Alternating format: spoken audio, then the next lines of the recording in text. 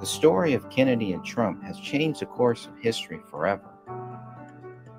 August 23rd, 2024 will forever be known as the day we turned the corner and took back our great nation and changed the course of history and brought hope to a free world.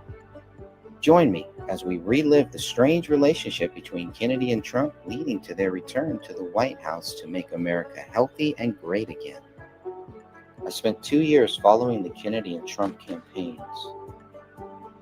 Long before the two men ever considered running for president, Kennedy sued Trump and stopped him from building a golf course near the Hudson River. After Trump won the presidency in 2016, he recruited Kennedy to look into vaccine safety issues. Kennedy was forced out the door after clashing with a man by the name of Anthony Fauci. But the assassination attempt on President Trump's life brought Kennedy and Trump closer than ever. From rivals to collaborators, from foes to friends, this is the story of Kennedy and Trump. You can download the book for free right now by going to kennedyandtrump.com. That's kennedyandtrump.com. My name is Greg Fernandez Jr. God bless you all. May God be with you. May God shine his light upon you. Absolutely. This has been an amazing journey, and we're going to continue right now to keep discussing this book written by me, Greg Fernandez, Kennedy and Trump. That's what we are here to do. As we make our way through this book, we're getting pretty close to the end. We're at the MAGA and Maha agenda, the bottom of page 129. So you know we're almost there. Home stretch. So I'm going to put this into the big screen here, and we will continue on reading in the book. And on the PDF version, the free PDF version, we're on page 137. If my eyes are correct. Here we go. During his rally in North California on October 22nd, 2024, President Trump called Tulsi Gabbard to the stage to say a few words. Gabbard made a huge announcement. It is because of my love for our country, and specifically because of the leadership of that President Trump has brought to transform the Republican Party and bring it back to the party of the people and the party of peace, that I'm proud to stand here with you. I'm proud to stand here with you today, President Trump, and announce that I'm joining the Republican Party. What an amazing moment this was, too. So first we have Kennedy, who is voting, at least, for President Trump, whether he's still a registered Democrat. I'd love to know that. But now we have Tulsi Gabbard, who says she's joining the Republican Party. That's it. Kennedy ended up as an independent, but I'm not sure if he ever switched his political party affiliation to the Republican Party. I'd be curious. I need to go and check that out and see if that's accurate or not. But this was another great moment that we saw where the tides were really turning and everyone is choosing a side. And we have a lot of good people here on the right side of history. Let's continue on. I'm joining the party of the people, Gabbard explained. The party of equality, the party that was founded to fight against and end slavery in this country. It is the party of common sense and the party that is led by a president who has the courage and strength to fight for peace. President Trump was right for speaking out against the corruption and constant attacks against him, even if it wasn't politically correct. He is not staying quiet, despite the censorship operation against him. Does anyone expect Trump to stay quiet while they slander him endlessly? Is that part of the plan? There are evil powers out there who don't want us paying attention to what is really happening with both Kennedy and Trump and Tulsi Gabbard and a lot of these other patriots that we are seeing. Team Biden and Kamala broke the country. Kennedy and Trump will fix it. There's nothing that we cannot achieve, Trump said during his historic speech at Madison Square Garden on October 27, 2024. Trump asked the audience if they were better off now than they were 4 years ago.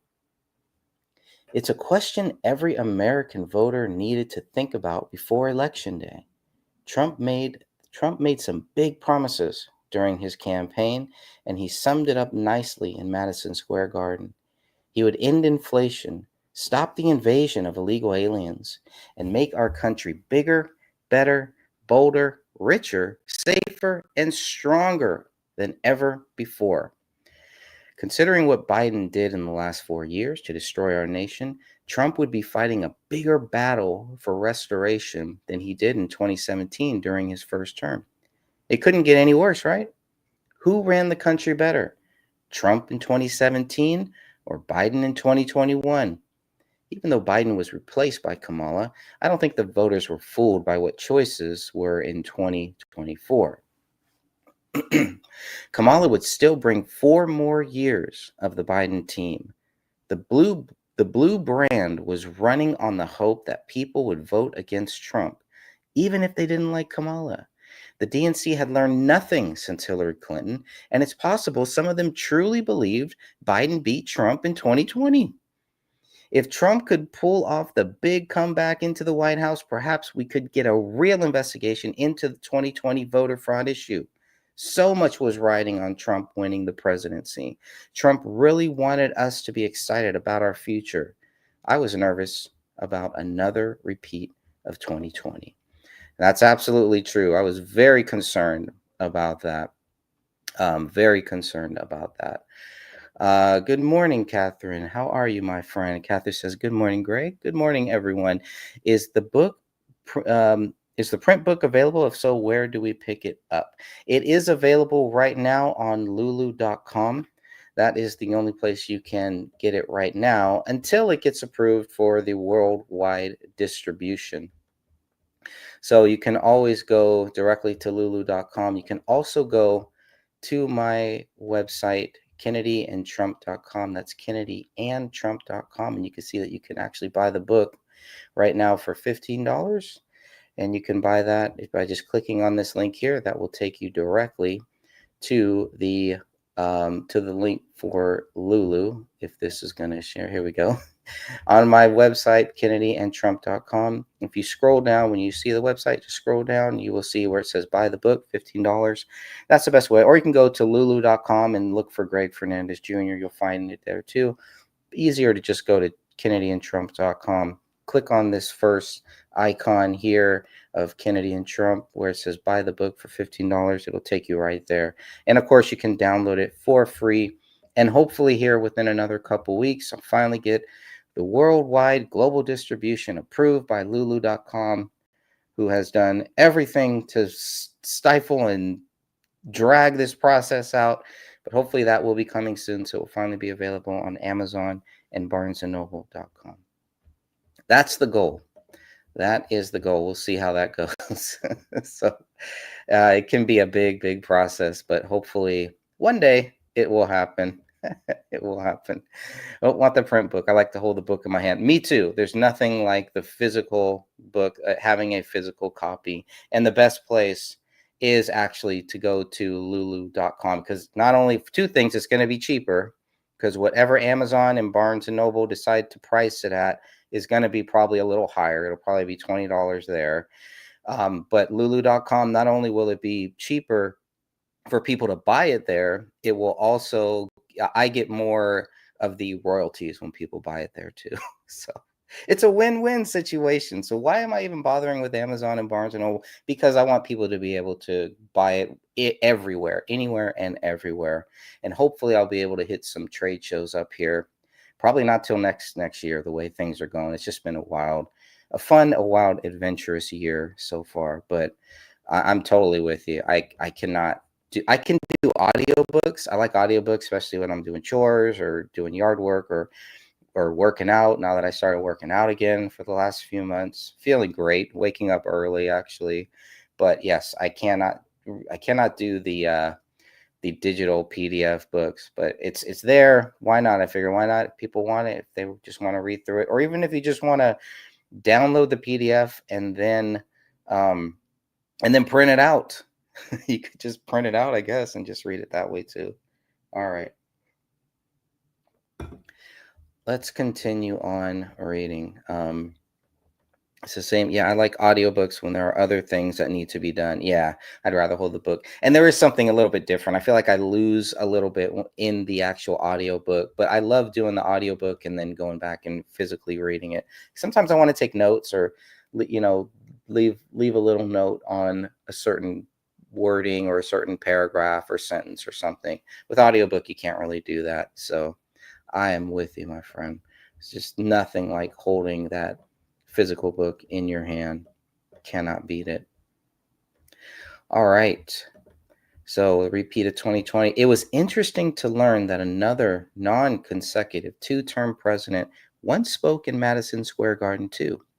In 1892, President Grover Cleveland accepted the Democratic Party's presidential nomination at MSG, Madison Square Garden. He went on to win the election later that year. Oh, sounds familiar. We saw the same thing happen with President Trump in 2024. Thank God. Trump and Kennedy often talk about unifying this great nation and, by extension, unifying the world. What I saw at Madison Square Garden was something very special. The Maha and MAGA agenda united. August 23rd, 2024 will always be about the handshake between Kennedy and Trump in Arizona. But the MSG event on October 27th brought us to the ultimate lineup of the Unity Party. Hulk Hogan delivered another classic promo about a great America restoring its roots. Elon Musk was excited about getting rid of $2 trillion of government waste under the Department of Government Efficiency, also known as DOGE.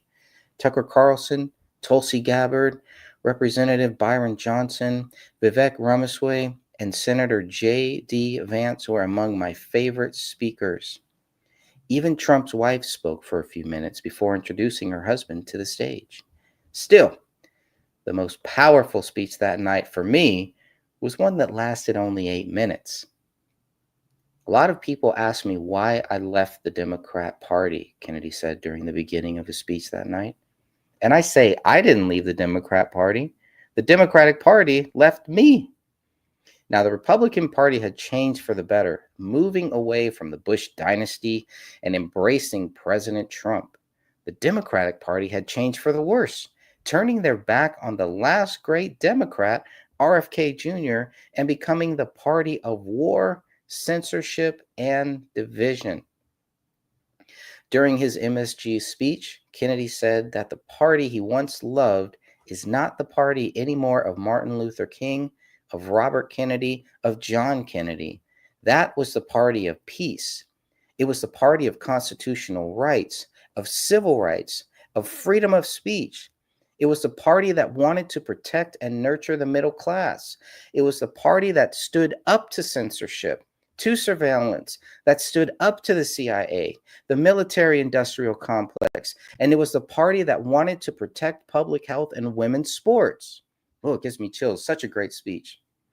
Kennedy called today's Democratic Party belligerent, obnoxious. It talked about the domination of the world by the United States through our weapons of war. It's the party today that wants to divide Americans. It's the party that is dismantling women's sports by letting men play women's sports. It's the party of Wall Street. It's the party of Bill Gates, who just gave $50 million to Kamala Harris. The Harris campaign is very proud that it received the endorsement of 50 former CIA agents and officers, and of John Bolton, and of Dick Cheney. Now, there's a great cast of characters. Wouldn't you want these guys to be on your side here? I mean, it could not be any more clearer of where the truth and where the lies stand, of who's the party for the people and who's not. When you have Bush, Cheney, Bolton, Harris, Biden, Obama, Clinton, all on the same side, Bill Gates, throwing Bill Gates there too, probably throwing Anthony Fauci and a bunch of other losers, you can clearly see why Trump won in 2024. Kennedy ended his speech by asking the audience a few questions. Don't you think that we deserve a president in this country who's going to restore the moral authority of the United States of America? Don't you think that we deserve a president who's going to end the warfare state and rebuild the middle class? Don't you want a president who's going to put America first? And don't you want a president who's going to protect our children and who's going to protect women's sports and who's going to stop dividing this country along racial lines? And don't you want a president who's going to end the corruption at the federal agencies, at FDA, at NIH, at CDC, and at the CIA? And don't you want a president who's going to make America healthy again? And don't you want a president who's going to make America great again? And we need to go to the polls on November 5th and vote for Donald Trump. God bless you, and God bless America. You can never go wrong by ending a speech with asking for God's blessings. This was bigger than Kennedy and Trump. This was bigger than the presidential election. This was a unifying force on a mission to make America healthy and great again. We will never see an event like that again, I fear. These were like stars aligning, all for the world to see, if only once. The excitement for Trump began in 2016, grew to record numbers in 2020, and exceeded all expectations in 2024. After watching the voter fraud show in 2020, I was nervous about Trump's chances for re-election. I will always believe Trump would have won in 2020 if we had a fair and balanced election. When the voter fraud was evident in 2020 and we began to be censored on social media for posting about it, and when the fraudulent election results claimed Joe Biden got 81 million votes, I knew the fix was in. I had one question to ask myself, in the words of Hulk Hogan: what you gonna do, brother? The simplest answer came from the mouth of Hulk Hogan at Madison Square Garden. What you gonna do? Vote for Donald Trump. Hulk was right. President Trump has assembled a dream team for 2025. Robert F. Kennedy Jr., J.D. Vance, Tulsi Gabbard, Elon Musk, Vivek Ramaswamy, Kash Patel, Tucker Carlson, Byron Donaldson, Hulk Hogan, Dana White, Linda McMahon, Kane, The Undertaker, NWA World Champion Tyrus, Dr. Phil, and many, many more. Ron Paul has had some kind words for Trump, and his son, Senator Rand Paul, has vowed to confirm President Trump's cabinet members as quickly as possible. While running for re-election, President Trump constantly asked us if we're better off under his 2020 presidency or in 2024. I don't think that's right. We're better off under, it should be Biden's presidency. Make a note of that. Page 140.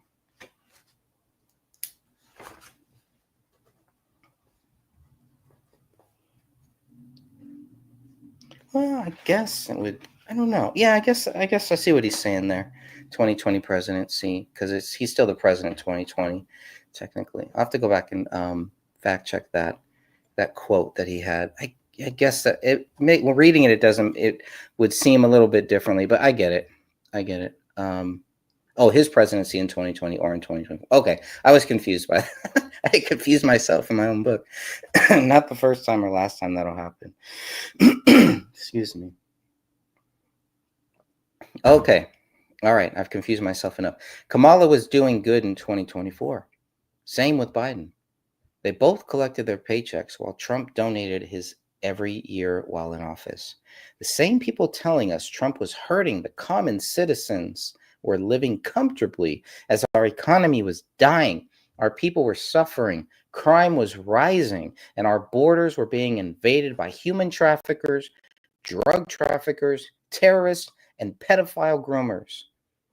President Trump was easily re-elected with the help of early voting, voter vigilance, the disappearance of COVID-19 ballot boxes, Biden's embarrassing debate performance against President Trump, the DNC's decision to replace Biden with Harris, Trump being shot in the ear, lawfare against Trump, and Kennedy's Maha joining forces with Trump's MAGA.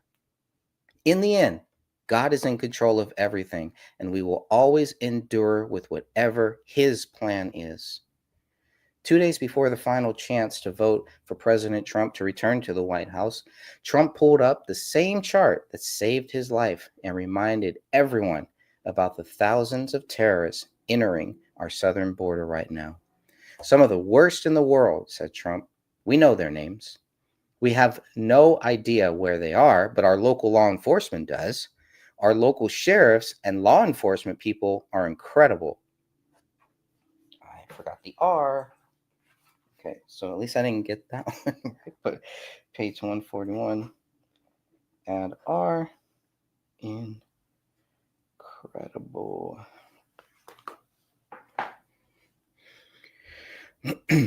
And they're dying to do the job coming through our southern border. We're going to have the largest deportation of criminals in history. Finish the job. President Trump won the 2024 United States presidential election. Trump obtained 312 electoral votes, while Harris ended with 226. Even in the states where Trump was expected to lose, like California, New York, and New Jersey, he did much better this time around in the popular vote. In 2016, Trump received 62,984,828 votes in the presidential election and won with 304 electoral votes. Hillary Clinton won the popular vote with 65,853,514 total votes. In 2020, President Trump set the record for votes by a sitting president with 74,223,975 votes. Now, allegedly, Trump only got 232 electoral votes. Biden allegedly set the record for the most presidential votes in American history with 81,283,501 votes. I don't believe it. Looking at the numbers from 2016 and 2024, you may agree that the numbers don't add up. In 2024, President Trump totaled 77 million votes, and Harris did better than Clinton in 2016 with 75 million votes. We're supposed to believe Biden got more votes than any presidential candidate ever, but still thought it was a good idea to drop out in 2024.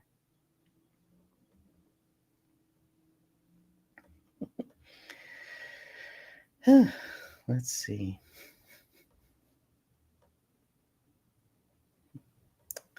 Hard to believe. It's just hard to believe for me. Sorry, take a second. President Trump did the unthinkable in 2024 by forcing the Democratic Party nominee to drop out of the race after winning their party's primary and then defeating Harris in a landslide victory. This is unprecedented. Statisticians open to the possibility of voter fraud in 2020 should compare votes from 2016, 2020, and 2024. The total number of votes for Trump or Clinton in 2016 were 128 million. In 2020, the total number of votes for Trump or Biden were 155 million. Then in 2024, the total number of votes for Trump or Harris were 152 million. That's 3 million votes less in 2024 compared to 2020. 3 million votes less. 3 million. So usually the vote count goes up.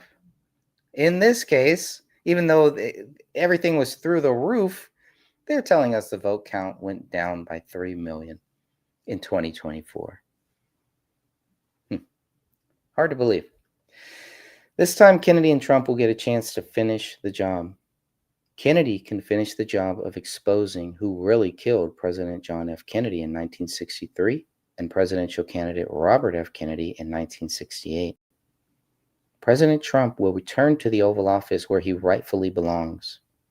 Tulsi Gabbard will get a shot at finishing the job President Kennedy started back in the 60s to scatter the CIA into the four winds and keep us out of World War III. Elon Musk can finish the job President Kennedy started by returning us to the moon and our first human trip to Mars. I would love to see Senator Rand Paul finish the job of investigating the COVID-19 lockdowns, vaccines, and origin. There's a lot of work to be done in 2025. Biden promised us a dark winter in 2020. He delivered that promise for 4 years. But in 2024, it was his turn to be pushed out into the cold. Biden lost to Trump before one ballot was cast. Never had one presidential candidate defeated two presidential candidates of the same party in the same year. 4 months before Election Day, President Trump watched as Biden announced he wouldn't seek re-election, even though he won the party's primary. Mr. 82 million votes was pushed aside by his party, and the crown was passed to Kamala Harris. Harris failed miserably, losing both the electoral and popular votes. Biden remained delusional about what had happened since his 90-minute debate with President Trump.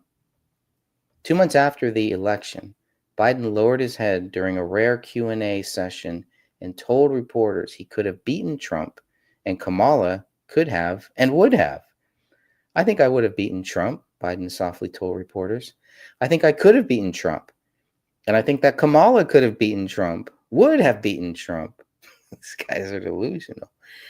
Biden said he thought it was important to unify the party.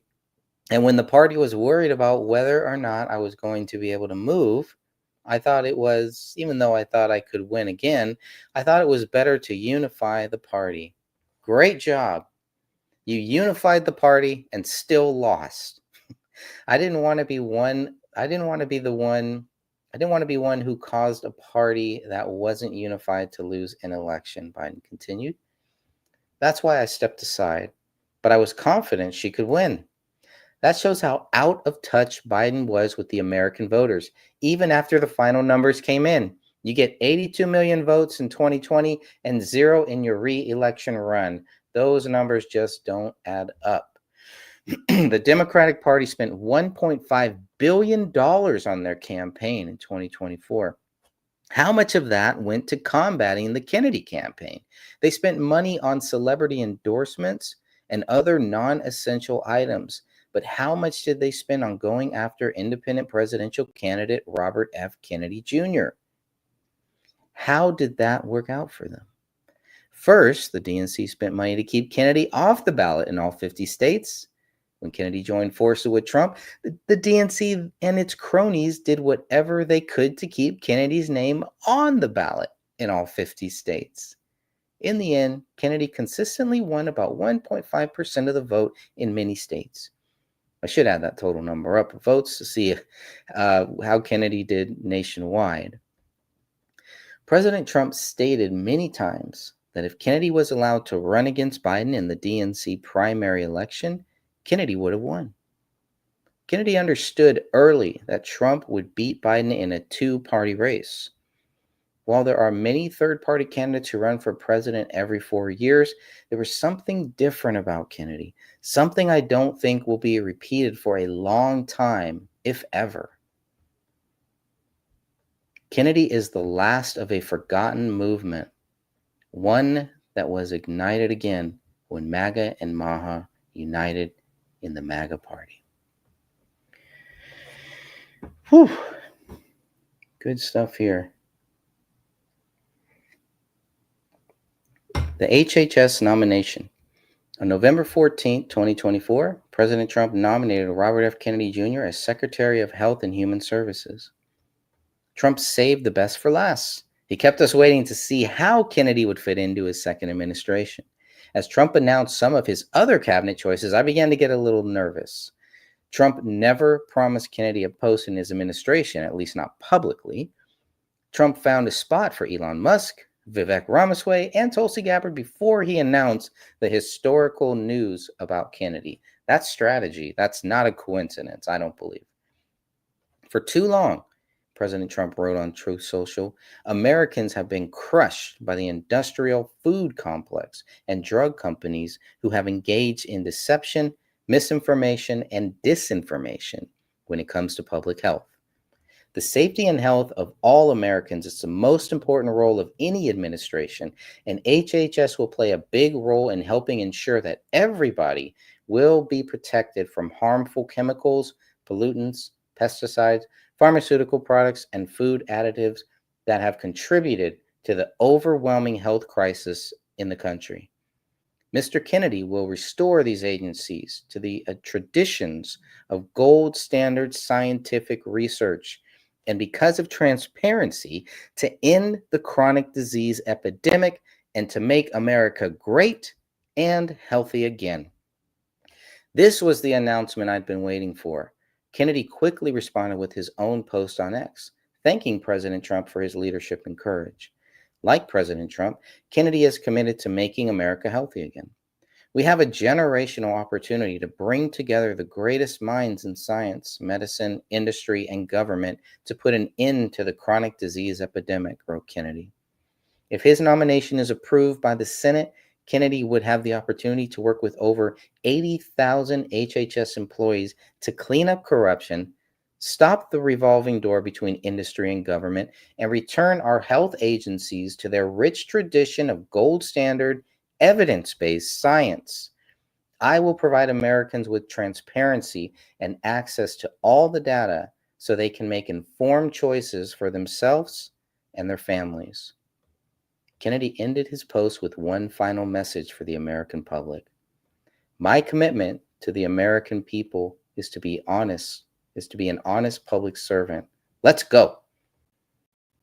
Kennedy still had to get past the Senate confirmation hearing, but anyone who voted against his confirmation was guaranteed to feel the wrath of his former vice presidential candidate.